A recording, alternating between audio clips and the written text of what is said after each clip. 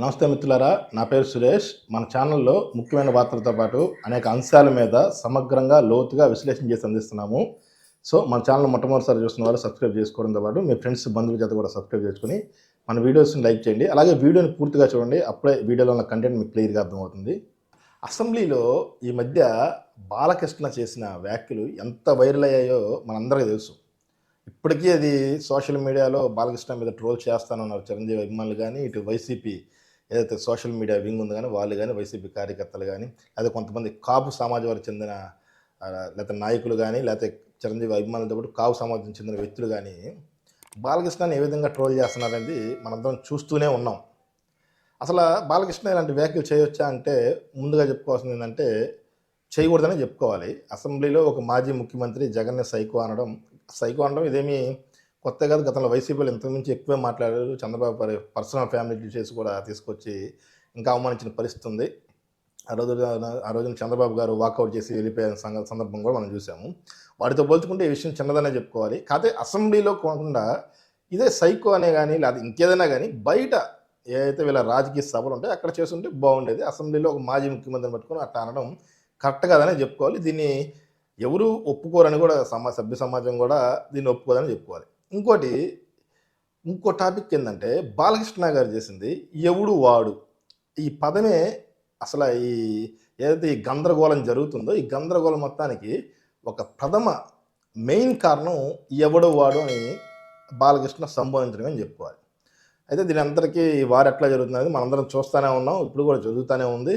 వీటన్నిటికీ పులి స్టాప్ పెడతానని చెప్పి మన అసెంబ్లీ లాస్ట్ రోజు అనుకుంటా కామినేని శ్రీనివాస్ గారు ఎవరైతే ఆయన ద్వారానే అసలు ఇదంతా స్టార్ట్ అయింది. ఆయన బాధ్యుడు కాకపోయినప్పటికీ ఆయన వేరే దాని మీద రావడం, దాని మీద ఈ విధమైన వ్యాఖ్యలు రావడం జరిగింది. ఆ శ్రీనివాస్ గారు ఏం చేస్తారంటే తన వ్యాఖ్యల్ని తొలగించాల్సిందిగా రికార్డులో నుంచి అప్పుడున్న ఉపసభాపతి గారిని కోరారు. దాని తర్వాత అయ్యన్న పాత్ర కూడా ఆయన వ్యాఖ్యల్ని తొలగిస్తానికి ఒప్పుకున్నారు. ఆయన వ్యాఖ్యలు తొలగిస్తున్నామంటే దానికి ప్రతిగానే వచ్చినాయి కాబట్టి బాలకృష్ణ గారి వ్యాఖ్యలు కూడా అవి కూడా దాంతోపాటు తీసేస్తున్నట్టు సభాపతి అయ్యన్న పాత్ర గారు చెప్పుకొచ్చారు.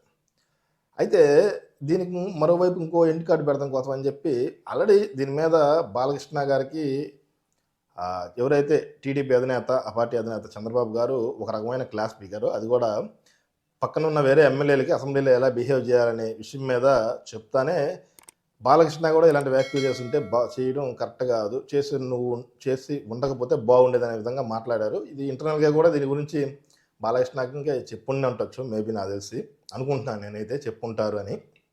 ఇంకోటి చూసుకుంటే దీని మీద రీసెంట్గా ఎవరైతే దీని మీద కాంట్రవర్సీ మీద ఇప్పటి వరకు పవన్ కళ్యాణ్ కానీ స్పందించాల. ఇప్పుడు మెయిన్ జనసేన నాయకులు కానీ లేకపోతే ఎవరైతే కాపు సమాజం చెందిన నాయకులు కానీ లేదా కాపు సమాజం వ్యక్తులు కానీ, జనసేన పవన్ కళ్యాణ్ అభిమానులు కానీ, చిరంజీవి ఫ్యాన్స్ కానీ, మేబీ చిరంజీవి గారు కానీ ఆయన ఫ్యామిలీ నుంచి కానీ అంటే ఈ బాలకృష్ణ వ్యాఖ్యల మీద పవన్ కళ్యాణ్ ఇప్పుడు స్పందించాల. దీని మీదే ప్రస్తుతం అందరికీ ఆసక్తిగా ఉంది. ఎందుకు స్పందించలేదు అనేది మెయిన్ అందరి దగ్గర నుంచి వినిపిస్తున్న ప్రశ్న. మనం నిజం చెప్పుకోవాలంటే అసలు ఏ విధంగా స్పందిస్తారు? బాలకృష్ణ గారు మాట్లాడారు, ఆయన గురించి అందరూ తెలిసిందే కామన్గా. ఆయన ఏ విధంగా ఆయన ఏది దాచిపెట్టుకునే వ్యక్తి కాదు, ఓపెన్గా మాట్లాడే వ్యక్తి. ఆయన అన్న సబ్జెక్టు కరెక్టే, కాకపోతే ఆయన మాట్లాడిన పదాలు కరెక్ట్ కాదు. ఈ విషయాన్ని జనాలు గ్రహించారు వాస్తవానికి.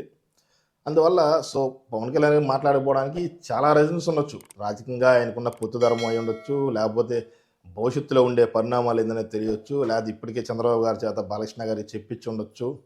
ఈ విషయానికి పులి స్టెప్ అండాలని చెప్పి పవన్ కళ్యాణ్ కూడా భావిస్తూ ఉండొచ్చు మేబీ. అందుకని ఇప్పటి వరకు మాట్లాడాలి. ఆయనైతే గత అసెంబ్లీలో లాస్ట్ 3-4 రోజుల నుంచి కూడా అనుకుంటా మేబీ రావట్లేదు, ఆయనకి వైరల్ ఫీవర్ వల్ల. ప్రస్తుతం ఆయన హైదరాబాద్లో ఉన్నాడు. వాస్తవానికి ఆయన ఫీవర్ లేకపోయి ఉంటే ఓజీ సక్సెస్ మీట్లో పాల్గొని ఉండేవారు కూడా.